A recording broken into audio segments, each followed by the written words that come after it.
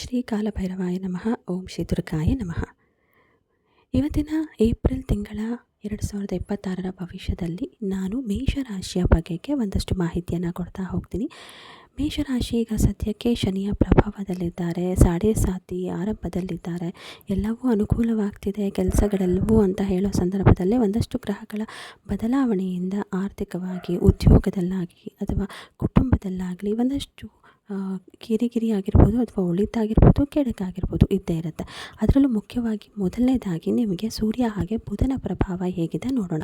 ಸೂರ್ಯ ಹಾಗೆ ಬುಧ ಏಪ್ರಿಲ್ ಮಧ್ಯದವರೆಗೂ ಕೂಡ ಸೂರ್ಯ ಗ್ರಹ ನಿಮ್ಮ ರಾಶಿಯಲ್ಲಿ ಉಚ್ಚ ಸ್ಥಾನದಲ್ಲಿ ಇರೋದ್ರಿಂದ ನಿಮ್ಮಲ್ಲಿ ಆತ್ಮವಿಶ್ವಾಸಕ್ಕೆ ಕೊರತೆ ಅನ್ನೋದು ಇರಲ್ಲ. ಯಾವುದೇ ಕೆಲಸ ಆದರೂ ಕೂಡ ತುಂಬ ಪಾಸಿಟಿವ್ ಆಗಿ ಹೋಗ್ತೀರಾ. ಹಾಗೆ ಏನೇ ಒಂದು ನಾಯಕತ್ವದ ಗುಣ ಬೇಕಾಗಿರುತ್ತಲ್ಲ ಕೆಲಸದಲ್ಲಿ, ಅದು ನಿಮಗೆ ಹೆಚ್ಚಾಗೆ ಕಾಣಿಸುತ್ತೆ. ಸೊ ಲೀಡರ್ಶಿಪ್ ಕ್ವಾಲಿಟಿ ಸೂರ್ಯನಿಂದಾಗಿ ಜಾಸ್ತಿನೇ ಇರುತ್ತೆ.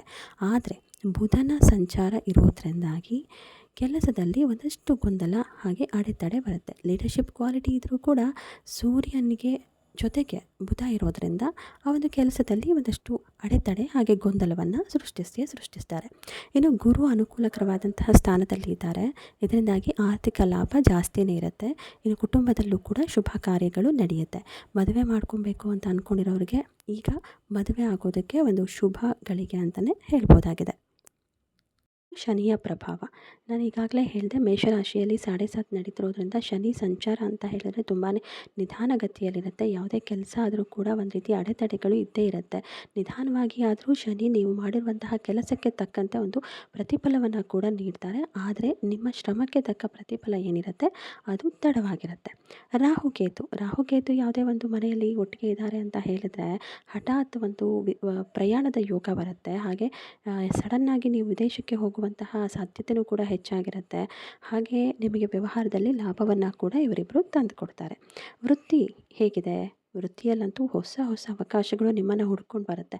ನೀವು ಎಕ್ಸ್ಪೆಕ್ಟೇ ಮಾಡಿರಲ್ಲ, ಯಾವುದೋ ಒಂದು ಕೆಲಸಕ್ಕೆ ಟ್ರೈ ಮಾಡ್ತಿರ್ತೀರ, ಆ ಕೆಲಸ ದಿಢೀರಂತ ನಿಮಗೆ ಸಿಗುತ್ತೆ.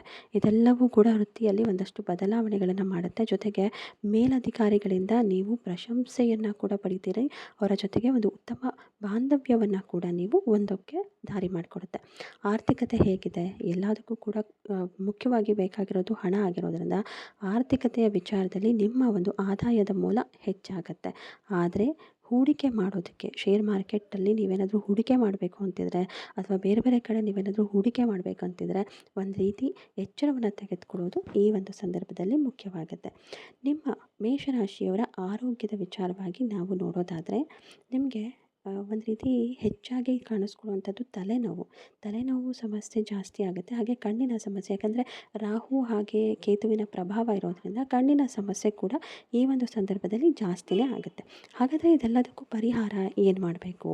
ಪರಿಹಾರವೂ ಕೂಡ ಎಲ್ಲದಕ್ಕೂ ಇದ್ದೇ ಇರುತ್ತೆ. ಅದರಲ್ಲಿ ಮುಖ್ಯವಾಗಿ ಮೊದಲನೇದಾಗಿ ಮಂಗಳವಾರ ನೀವು ಸುಬ್ರಹ್ಮಣ್ಯನ ಸನ್ನಿಧಿಗೆ ಹೋಗುವಂಥದ್ದು. ಸುಬ್ರಹ್ಮಣ್ಯ ಸ್ವಾಮಿಯ ಆರಾಧನೆ ಮಾಡೋದ್ರಿಂದ ಪರಿಹಾರ ನಿಮಗೆ ಸಿಗುತ್ತೆ. ಜೊತೆಗೆ ಆಂಜನೇಯನ ಸನ್ನಿಧಿಗೆ ಹೋಗೋದ್ರಿಂದ ಎರಡು ರೀತಿಯ ಉಪಯೋಗ ಇದೆ. ಯಾಕಂದರೆ ಶನಿ ಮಹಾತ್ಮ ಸ್ವಾಮಿ ಇರೋದರಿಂದ ಪ್ರಭಾವ ಜಾಸ್ತಿ ಇರೋದರಿಂದ ಆಂಜನೇಯನ ಆರಾಧನೆ ಮಾಡೋದು ಕೂಡ ಒಳಿತಾಗುತ್ತೆ.